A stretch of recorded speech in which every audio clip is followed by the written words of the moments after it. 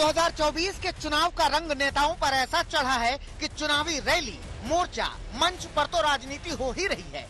सियासी हमले की होड़ ऐसी है कि सद्भावना के मंच से भी सियासत के तीर छोड़े जा रहे हैं। वरना भारत रत्न पूर्व प्रधानमंत्री राजीव गांधी की जन्म जयंती पर कांग्रेस परिवार एक तरफ उन्हें वीर भूमि से लेकर संसद भवन तक श्रद्धांजलि के पुष्प अर्पित कर रहा था। थोड़ी ही देर बाद एक सम्मान समारोह में सरकार पर संगीन आरोपों के वार किए जा रहे थे।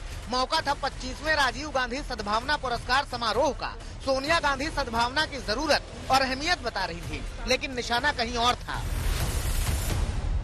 ऐसे समय में ये और अधिक महत्वपूर्ण हो जाता है जब अलगाव, नफरत, कट्टरता, पक्षपात की राजनीति को बढ़ावा देने वाली शक्तियां अधिक सक्रिय होती है।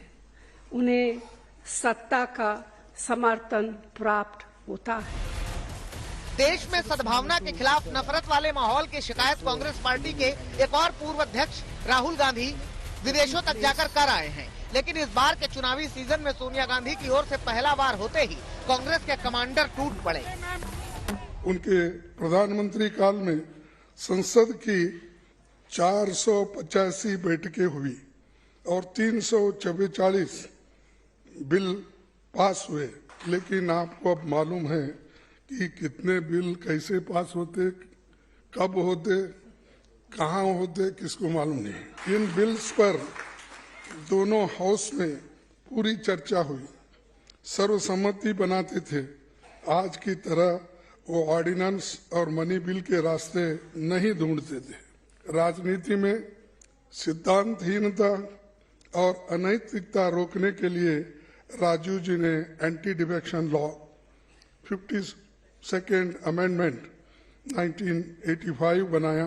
पर मौजूदा हालात में जिस तरह इस कानून की काट निकाली जा रही है, जनमत के साथ खिलवाड़ हो रहा है, उसे देखते हुए इस कानून और दुरुस्त करने की और भी जरूरत है।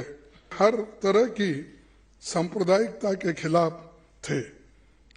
1990 में आंध्र प्रदेश में दंगों को लेकर उन्होंने अपने मुख्यमंत्री से नैतिक जिम्मेदारी के आधार पर इस्तीफा देने के लिए कहा। लेकिन आज मणिपुर में दंगे हो रहे हैं, कोई राजीनामा भी नहीं देता और कोई निकालता भी नहीं। जयंती राजीव गांधी की थी तो उनकी कामयाबियों का बखान रवायत थी, मगर सियासी अदावत तब हो गई जब उस भाषण में सरकार पर नफरत वाले प्रहार हुए। उन्हीं के कालखंड में देश को भी कई पीड़ादायक अनुभवों से गुजरना पड़ा था। छोटा कालखंड था, परंतु उसी समय पूरा कश्मीर आतंकवाद से त्रस्त हो गया था। तमिलनाडु हिंसा की ज्वाला में झुलस गया था। दिल्ली में 5000 सिखों का नरसंहार हुआ और उसके बाद एक बयान आया था कि बड़ा पेड़ गिरता है तो धरती हिलती है। और उसके अलावा उत्तर प्रदेश में हाशिमपुरा और मलियाना जैसा कांड हुआ था। और उसी समय में पहली बार शाहबानों के मामले में शरिया को सर्वोच्च न्यायालय से ऊपर कर दिया गया था। सियासत के तराजू पर नफरत के माहौल की तौल करने पर पता चलता है कि राजीव गांधी के 5 साल के कार्यकाल में 1984 में दिल्ली, पंजाब, हरियाणा, यूपी, एमपी, बिहार में सिख विरोधी दंगे हुए। 1985 में अहमदाबाद में हिंदू मुस्लिम दंगे हुए। 1986 में जम्मू कश्मीर में हिंदू मुस्लिम दंगे हुए। 1987 में मेरठ और दिल्ली में हिंदू मुस्लिम दंगे हुए। 1988 में महाराष्ट्र के औरंगाबाद और उत्तर प्रदेश के मुजफ्फरनगर में हिंदू मुस्लिम दंगे हुए। 1989 में बॉम्बे, कोटा, बीदर, बदायूं, इंदौर, भागलपुर से लेकर कश्मीर तक दंगे हुए, जिनमें कम से कम 6000 लोगों की जानें गई। लेकिन राजीव गांधी को श्रद्धांजलि देते हुए कांग्रेस पार्टी के अध्यक्ष और पूर्व अध्यक्ष ने देश के मौजूदा माहौल को नफरत बढ़ाने वाला और विभाजनकारी करार देने में कोई कसर नहीं छोड़ी। आंकड़े देखने पर पता चलता है कि 2014 में सहारनपुर में हिंदू मुस्लिम दंगे हुए। 2017 में हरियाणा, पंजाब, उत्तर प्रदेश, राजस्थान में राम रहीम के समर्थकों ने दंगे किए। 2018 में बिहार में हिंदू मुस्लिम दंगे हुए और इनमें 40 से ज्यादा लोगों की जानें गई। मौतों की संख्या के हिसाब से राजीव गांधी के 5 साल का कार्यकाल नरेंद्र मोदी के पहले 5 साल के कार्यकाल के मुकाबले कम नफरती नजर आता है। यही वजह है कि बीजेपी कांग्रेस पर ही सवाल उठाती है। मेरे विचार से मैं उन्हें याद दिलाना चाहता हूं, जब आपके नेतृत्व में, या यूं कहें आपके डी फैक्टो नेतृत्व में, एक्सीडेंटल प्राइम मिनिस्टर के द्वारा यह देश चल रहा था, उस समय देश में क्या हो रहा था?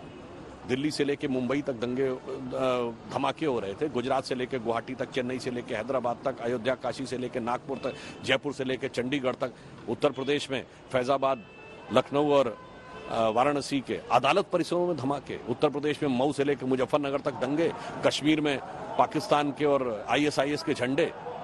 ये विभाजनकारी नहीं थी, ये सौहार्दकारी राजनीति थी।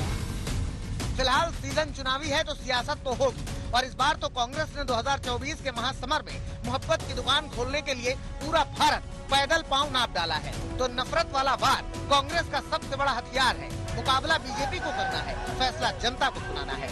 आज तक ब्यूरो।